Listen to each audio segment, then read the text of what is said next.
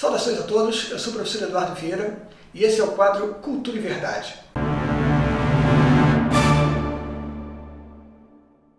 Hoje vamos tratar da questão dos conflitos em Israel, dos mísseis que foram jogados em Israel e do contra-ataque e da situação histórica que propiciou tudo isso.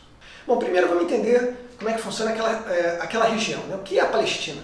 Palestina é basicamente, o nome daquela grande região que engloba Israel, engloba mais alguns territórios ao redor, e que esse nome foi herdado, vamos dizer assim, por essa tentativa árabe moderna de criar a presunção da existência de um povo específico daquela região, chamado povo palestino. Na verdade, esse termo foi usado pela primeira vez pelo imperador Adriano, ao redor de 134, quando ele criou aquela região que ficou conhecida como Síria-Palestina. Esse nome deriva do nome de um povo que vivia naquela região também, naquela época, que eram os filisteus. Bem, esse é o nome da região, tá? Então, a história avançou, e nós chegamos, foi criado o Império Otomano, aconteceu a Primeira Guerra Mundial, o Império Otomano foi derrotado e o seu território foi desmembrado e teve a sua administração conferida aos vencedores. Naquela região ali, quem administrou foi o Reino Unido, através de um mandato fornecido pela Liga das Nações, que ficou conhecido como Mandato para a Palestina. É interessante a gente observar que lá para trás, durante a história, os povos que habitavam aquela região eram vários, entre eles os judeus e os árabes. Também tinham filisteus, fenícios, tinha um monte de povos e culturas que foram desaparecendo. Quando a gente chega aqui no final da Segunda Guerra Mundial, você tinha dois povos predominantes, que eram os judeus e os árabes. Estamos falando aí de 1920 e pouco. O mandato britânico começa em 23 e termina em 1948. Todos esses dois povos, então, tanto árabes quanto judeus, se viam como palestinos. Estavam habituados a tratar daquela região como Palestina. Em 1936, por exemplo, foi criada a Orquestra Sinfônica da Palestina pelos judeus. Depois essa Orquestra Sinfônica ficou conhecida como Filarmônica de Israel. Aí vocês podem ver o programa, os ingressos e tudo mais. Outra prova de como os judeus se viam como palestinos é o banco, esse banco anglo-palestino, cuja cédula vocês estão vendo aí, uma cédula de libra do Banco Anglo-Palestino, que posteriormente se transformou no Banco Leumi israelense. Existem diversas outras provas óbvias, históricas, de que todo mundo naquela região se considerava palestino, inclusive árabes e judeus. Isso mostra que não havia essa noção de uma nação árabe-palestina até bem recentemente, tá? E mesmo em termos recentes há uma certa controvérsia em relação a essa demanda, porque será que os palestinos, será que os árabes na Palestina querem mesmo a criação de um Estado palestino? Ou será que isso é meramente um pretexto para uma guerra incessante contra Israel e contra o povo judeu? Se você acha essa alegação um pouco exagerada, vale a pena dar uma conferida na história, porque aparentemente não é tão exagerado assim, não. Como eu ia dizendo, em 1948 acabou o mandato para a Palestina, concedido pela Liga das Nações, agora já Organização das Nações Unidas, para que o Reino Unido administrasse a região da Palestina. Quando isso acabou, a ONU sugeriu, para os dois povos que coabitavam ali, sugeriu a solução foi de dois estados. Então haveria o Estado de Israel e haveria um Estado árabe. Os árabes recusaram, Israel aceitou. Os árabes recusaram e imediatamente posterior a isso, todos os estados árabes no entorno invadiram o território de Israel.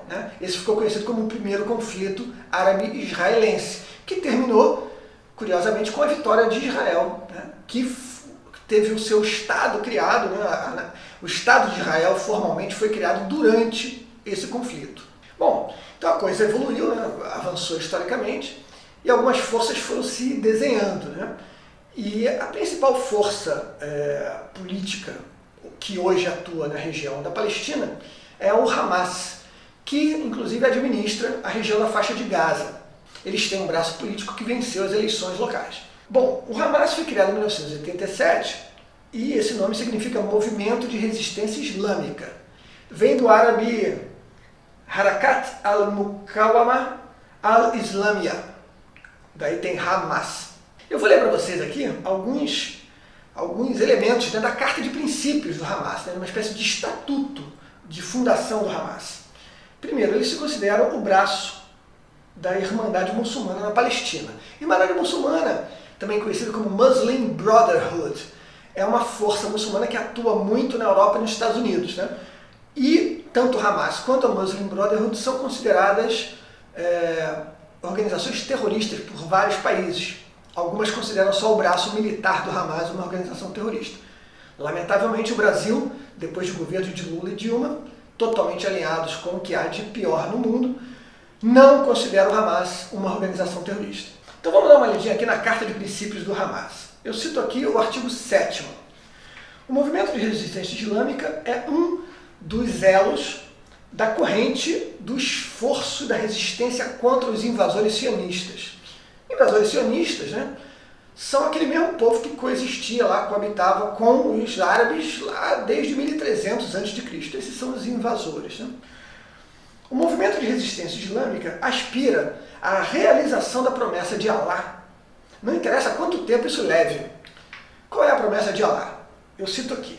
O dia do julgamento não virá até que os muçulmanos lutem contra os judeus e matem os judeus, quando os judeus vão se esconder atrás de pedras e de árvores. E essas pedras e árvores vão gritar: ó muçulmano, ó Abdullah, tem um judeu atrás de mim, venha e mate-o.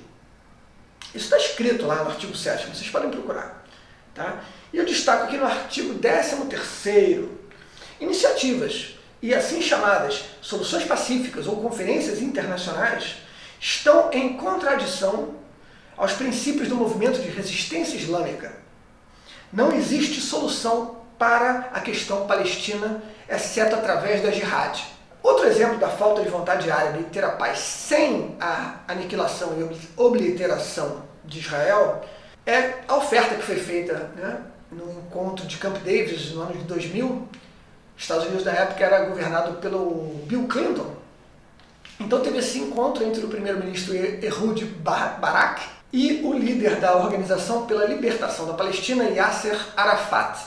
A proposta israelense foi simplificadamente o seguinte: Gaza inteira fica com os árabes, 94% da margem ocidental fica com os árabes e Jerusalém Oriental fica como capital desse estado. Existem alguns detalhes, tá, que os árabes usam como argumento para a negação dessa oferta, que são coisas como o controle de algumas estradas de ligação, o território fica meio entrecortado, então os judeus, no caso de conflito, teriam condições de bloquear aquelas estradas e complicar o fluxo de pessoas entre aquelas regiões, né? Bom, mas aqui vale a gente lembrar, né, que anteriormente os Estados Árabes simplesmente atacaram Israel. Eu citei a guerra de 1948-49, né, que foi logo quando acabou o mandato britânico pela Palestina. Depois a gente teve outro ataque, que foi no que ficou chamado como a Guerra dos 6 Dias, novamente com vitória israelense.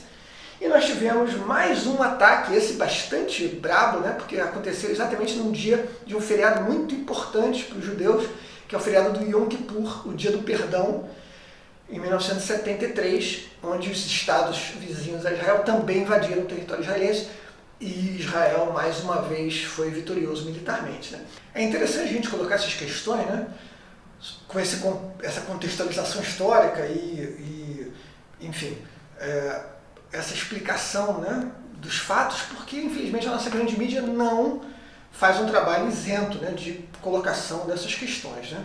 É muito complicado, né? Bom, para quem não está sabendo exatamente o que está acontecendo, né, eu vou contar rapidamente a história aqui. A gente teve aí recentemente, agora esses dias, né, um ataque feito pelos árabes contra Israel com o lançamento de centenas de foguetes. Né? Centenas de foguetes explodiram em várias cidades israelenses. Vocês podem ver aí uma imagem muito bonita, que é a imagem dos foguetes saindo, quer dizer, bonita no sentido plástico, né?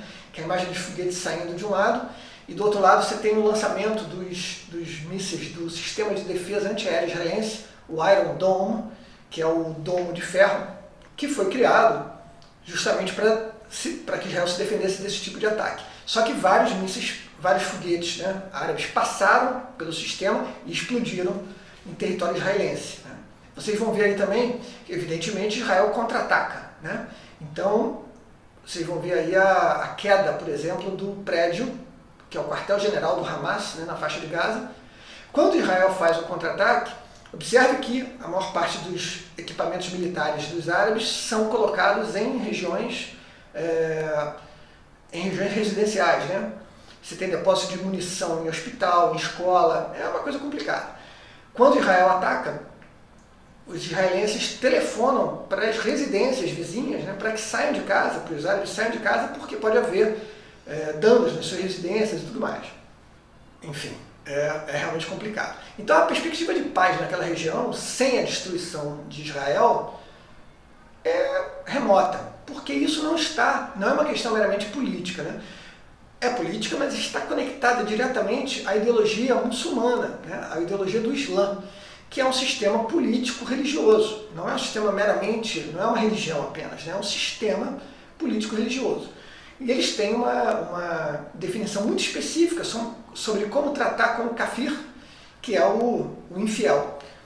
E os judeus são infiéis para eles, então é uma coisa bastante complicada, a não ser que o Islã se reforme, né, que é uma coisa completamente impensável nos dias atuais. Não tem nenhuma indicação de que isso esteja prestes a acontecer. Então, por enquanto, a gente vai ter lá um enclave democrático, né, no meio de um mundo que tende bastante ao totalitarismo, que é o mundo islâmico. Se você quiser aprender um pouco mais sobre isso, de forma mais completa, com esse fluxo histórico dito de forma também mais completa, procure saber do nosso curso Nós Somos o Ocidente, que nós estamos produzindo aqui para vocês. O curso está em produção, nós estamos terminando o segundo módulo agora. Serão 5 módulos que vão contar a história e a cultura do Ocidente, desde a Pangeia até os tempos atuais, explicando todos esses interrelacionamentos políticos, a questão religiosa, a questão militar e tudo mais, por todo esse período histórico. É isso aí, muito obrigado por assistir esse vídeo, até a próxima.